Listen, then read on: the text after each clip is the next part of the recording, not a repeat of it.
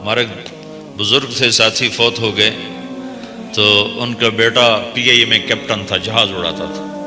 تو انہوں نے کہا بیٹا نماز پڑھ لیا کر. کہا ابا فرصت نہیں ملتی، بہت کام ہوتے. کہا اچھا چلو نماز کے وقت ایک آدمی کو دعوت دے دیا کر، 5 نمازیں ہیں، 5 دفعہ دعوت دے دیا کر. وہ کہنے لگا میں دعوت دوں؟ خود تو میں پڑھتا نہیں، دوسرے کو کیسے دعوت دوں؟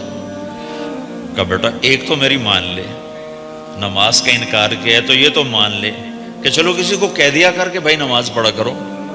کہا چلو یہ تو آسان ہے، میں کہہ دوں گا. تو اس نے اپنے ابا کی بات مان لی، ہر نماز پہ 1-2 کو کہہ دیتا بھائی نماز پڑھا کرو. اس کے والد فوج میں جرنیل تھے، یہ کیپٹن تھا، دونوں کی ملاقات نہیں ہوئی. 6 مہینے بعد باپ بیٹا کی ملاقات ہوئی تو دیکھا تو کپتان صاحب کی داڑھی بھی اور ماتھے پہ محراب بھی. انہوں نے کہا بیٹا یہ کیا ہوا؟ کہا آپ نے مجھے پھنسا دیا.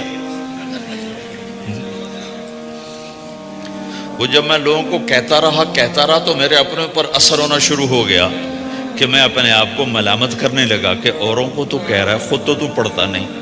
کہا اس نے مجھے کھڑا کیا اور میں نماز پہ آیا.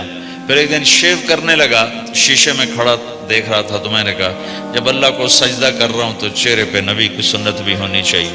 تو میں نے سیفٹی بھی پھینک دی، میں داڑھی بھی رکھ لی.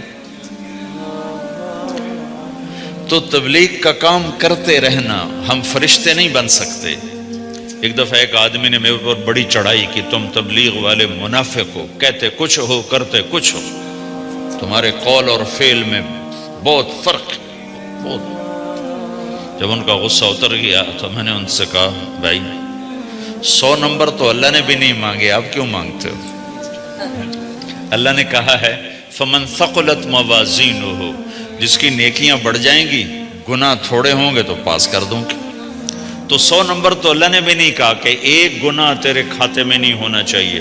100/100 نمبر لے گا تو جنت دوں گا، نہیں تو ریپٹ مار کے جہنم میں ڈالوں گا. تو 100 نمبر تو اللہ بھی نہیں مانگتا، اسے پتہ ہے میرا بندہ کمزور ہے، کبھی گناہ کرے گا کبھی نیکی کرے گا.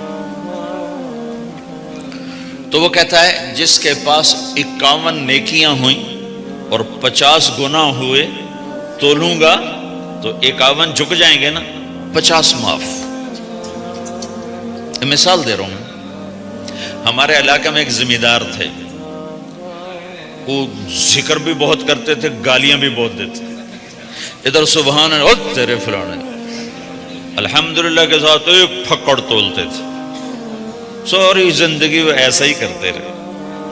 جب وہ فوت ہو گئے تو کسی نے ان کو دیکھا تو انہوں نے پوچھا کہ میاں صاحب آپ کے ساتھ کیا ہوا؟ آپ تو گالیاں بہت دیتے تھے.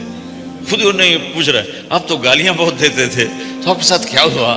کہ اللہ تعالیٰ نے میرے ذکر اور میری گالیوں کو تولا تو میرا ذکر بڑھ گیا تو میری بخشش ہو گئی. اللہ نے بھی کاؤنٹنگ رکھی ہے، پرفیکشن مانگی ہی نہیں. اگر اللہ پرفیکشن مانگتا تو پھر آپ کہتے تم کرتے کچھ ہو کہتے کچھ ہو. اگر میں کہتا صحیح ہوں تو ایک نیکی تو کر رہا ہوں، اور کرتا نہیں ہوں تو ایک گناہ کر رہا ہوں. کیا پتا میرا رب میرے کہنے کے طفیل میرے نہ کرنے کو معاف کر دے.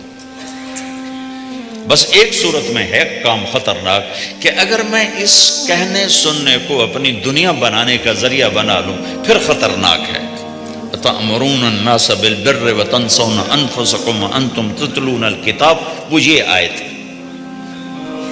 لیکن اگر میرے اندر اخلاص ہے تو پھر میں انسان ہوں، کبھی اچھا کروں گا کبھی برا کروں گا، لیکن میرے ذمہ صدا لگانا ہے. تو بھائیو اس تبلیغ کے کام کو کرتے رہنا، اس سے ایمان بنتا ہے. ایمان سے دین وجود میں آتا ہے.